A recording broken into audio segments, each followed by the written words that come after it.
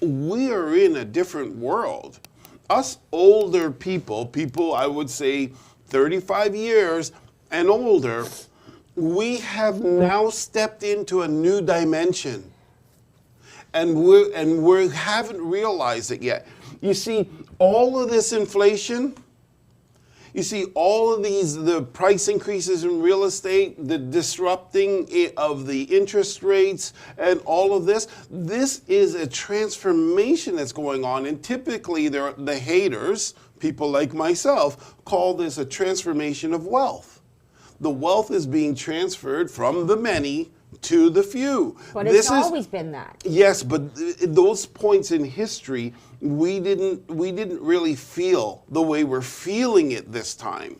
And so what we're doing is we're going through that. And as we're going through this, the new generation, these seeds that are popping up, while you consider them random, they just happen to be two seeds that are in my life that I see.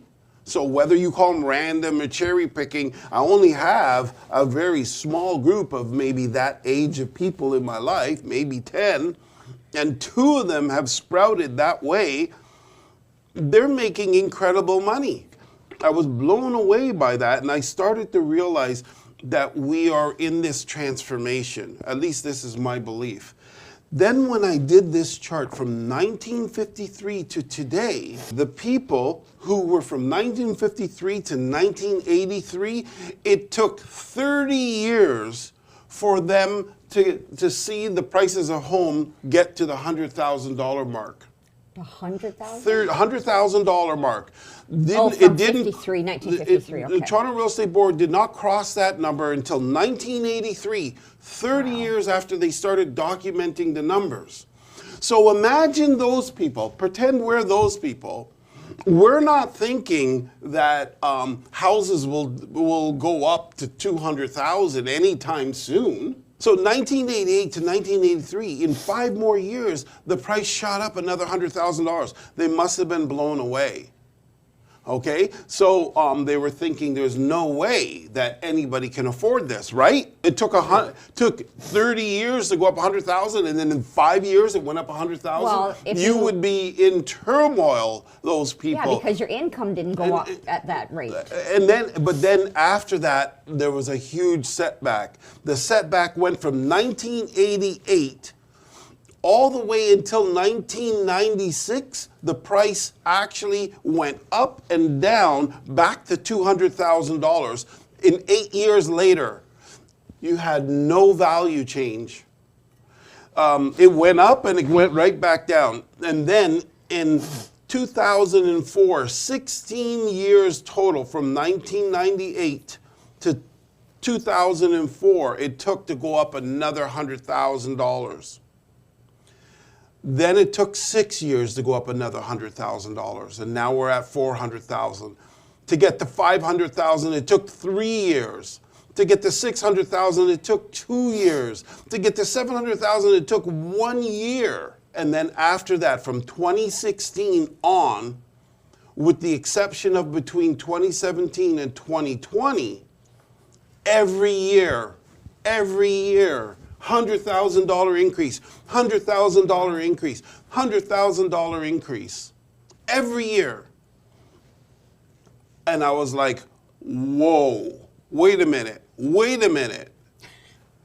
This is insane. Now, couple that with the fact that our average price is $1 million. To actually have a $100,000 increase is way easier than ever before. Would you agree with that? Oh, yeah. In terms of percentages, right? Exactly. That's about to say. So in terms of percentages, to get the $100,000 increase is easy, where it was really hard before, when it was $100,000 or $200,000 or $300,000 or 4 or 5 or 6 or 7. It was a lot harder to get a $100,000 increase in terms of percentages. Now, it can happen at the average rate of increase really soon, in and around 7% in the GTA, 3 to 5% throughout Canada. But I'm talking about the GTA here. So when is it going to turn into half a year? You know, when's it going to turn into half a year? Each year it goes like that for 10 years. And then that it only takes half a year for it to go up $100,000, even if it's a full year or even if it's 2 years.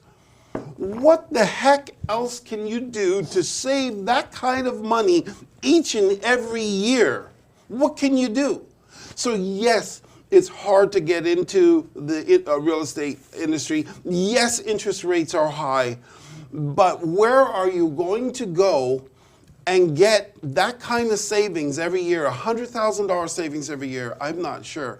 And that was my epiphany. My epiphany was, holy smokes, here we are all so worried, all thinking about the interest rates and all this stuff. But really, if you look at the trend, if you look at the numbers, you need to own a home, and you need to let that be one of your investments that are just sitting there. And you need to, instead of sitting there and complaining how the heck we're going to afford it, find a way to afford it, like these young people are doing, getting jobs at the end of our careers. That's the amounts that they're getting paid at the beginning of their careers. So we needed a shift, and there is no better time to do the shift than now. Why?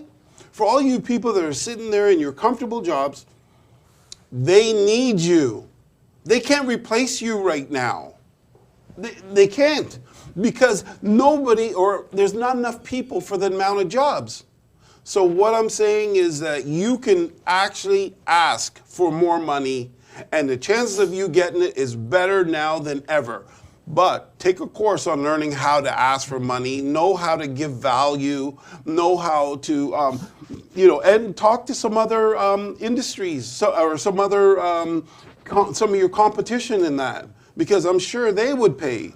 But I think right now is a great time for people to make more money at their jobs and be able to buy that home so they can get what real estate seems to be bringing in terms of savings every year, $100,000 it looks like per year on average since 2016. Thank you for watching our video. We hope you enjoyed it. And please let us know your thoughts in the comments, as well as any questions you may have. We're live most Saturdays at 11 a.m. Eastern Standard Time, so make sure to tune in. Thank you again for watching, and remember to like this video, subscribe to our channel, and click the bell icon so you can stay up to date on all our future uploads.